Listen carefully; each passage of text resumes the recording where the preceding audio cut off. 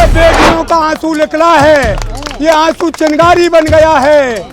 जब रावण के औंधे दिन आए, सीता जी को उठा लाया। आज अगर इन पहलवानों के साथ आप खड़े नहीं हुए तो एक साधारण बेटी को कोई न्याय नहीं दिलाएगा। अरे बुलडोजर बाबा, गरीब आदमी के तो तू मकानों को ढा देता है, रिश्तेदारों तक उठवा देता है और बंधे बंधाए जो जंजीर में जकड़े हुए को गोली से उड़वा देता है।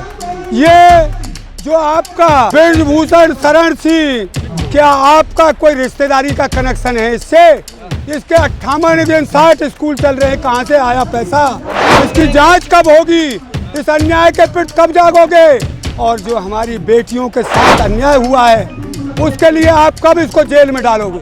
मोदी झूठा, झूठ पे झूठ, तारीख जैसे कहने तारीख, झूठ पे झूठ कब तक बोलेगा? भाजपा अपने आप मर जाएगी, इसे कोई नहीं मारेगा, अपने कर्म से मरता है। जब औंधे दिन आते हैं तो वो गिदरा भी गांव की तरफ भग देता है, उसे कुत्ते फाड़ देते। जब गिदरे के औंधे दिन आते हैं गांव की तरफ भग देता है और कुत्ते मार देते। तो इनके औंधे दिन आ गए जो अन्यायियों को शरण देता है।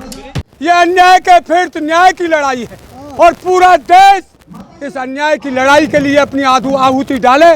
और इन फर्जी जो वो था कालनेम, जो सीता जी के रावण के उसमें बन गया था, वो कालनेम है ये मोदी।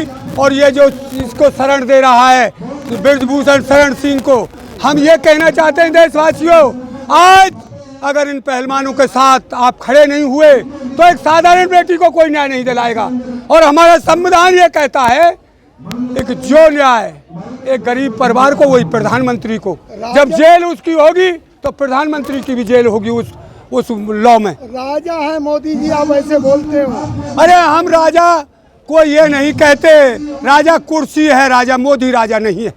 उस कुर्सी को सलाम है जिस पर वो बैठता है। मोदी राजा होता तो अन्याय नहीं होने देता। पोस्को जैसे धाराएं रजिस्टर हो गई है, उसके बाद भी ब्रजभूषण की गिरफ्तारी नहीं हो रही, क्या दर्शाता है? देखिए भाई, ये सरकार की कमजोरी, नाकामी और अपने आदमी को बचाना।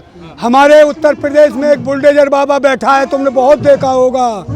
अरे बुलडोजर बाबा, गरीब आदमी के तो तू मकानों को ढा देता है, रिश्तेदारों तक उठवा देता है और बंधे बंधाए जो जंजीर में जकड़े हुए को गोली से उड़वा देता है।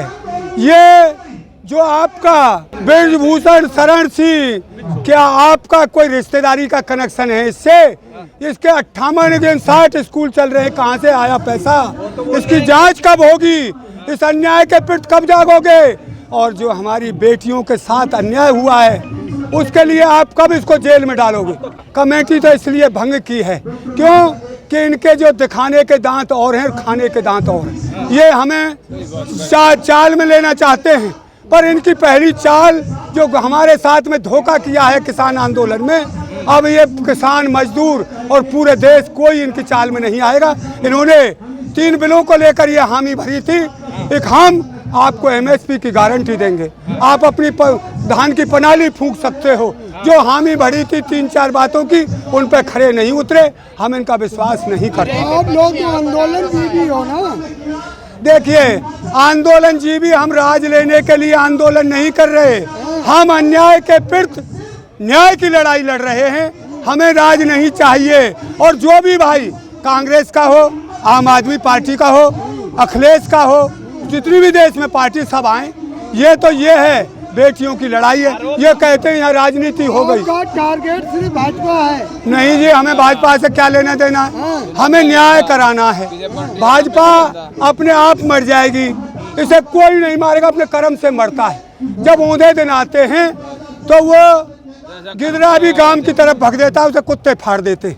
जब गिदरे के औंधे दिन आते हैं गांव की तरफ भग देता है और कुत्ते मार देते। तो इनके औंधे दिन आ गए जो अन्यायियों को शरण देता है। ब्रजभूषण का आरोप है कि खाप पंचायतों के द्वारा मेरे खिलाफ एक साजिश रची जा रही है, क्योंकि ऐसा कोई इल्जाम ही नहीं है। जो बेटियां लगा रही है वो रोज अपना बयान बदल रही है। अरे पावर में है भाई, ये पावर में है। तू एक बात सुन, जब 58 आरोप खाप पंचायत तो नहीं लाई टटोर के, इसने आप जलील ने ये किया, मैंने एक आदमी को मारा है। वो खाप पंचायतों को तो बेचारों को पता, हमें ही नहीं पता था कि ये इतना गद्दार और जलील है।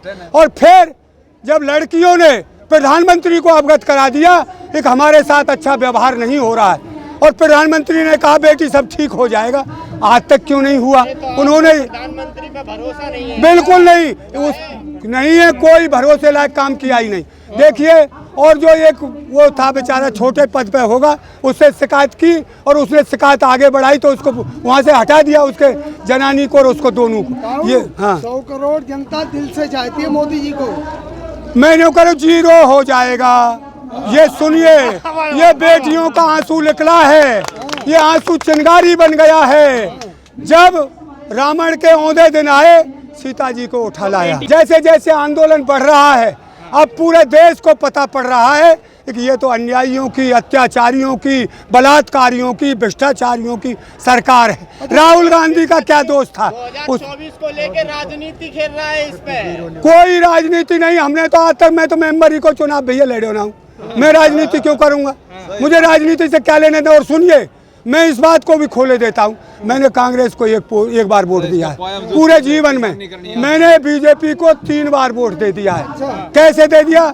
बहुत ईमानदार आदमी कोसी का एमएलए बना, उसको दिया, 2 बार हुआ वो, 1 बार मैंने और दे दिया। चलिए बकाए में आकर के मैं तो हमारे बड़े तो मोदी जी के नाम पे जनता देती है ना। अब नहीं देगा। मोदी झूठा, झूठ पे झूठ, तारीख जैसे कहने तारीख, झूठ पे झूठ कब तक बोलेगा? अच्छा, देश अच्छे हाथों में है, आप उन पर आक्षेप लगा रहे हैं। देश अच्छे हाथों में से पहले देश कहाँ रहते थे? जो प्रधानमंत्री पढ़े लिखे थे उनके हाथों में तो देश रहा नहीं बढ़िया। एक अनपढ़ प्रधानमंत्री बैठ गया, अब देश अच्छे हाथों में, जिसे यही पता नहीं है नफा नुकसान का, वो क्या करेगा? हम भूखे पेट सो सकते हैं, हम फटे कपड़े पहन सकते हैं, हम झोपड़ी और कच्चे मकान में रह सकते हैं, पर बेटियों के साथ अन्याय बर्दाश्त नहीं होगा, सिर कटा सकते हैं।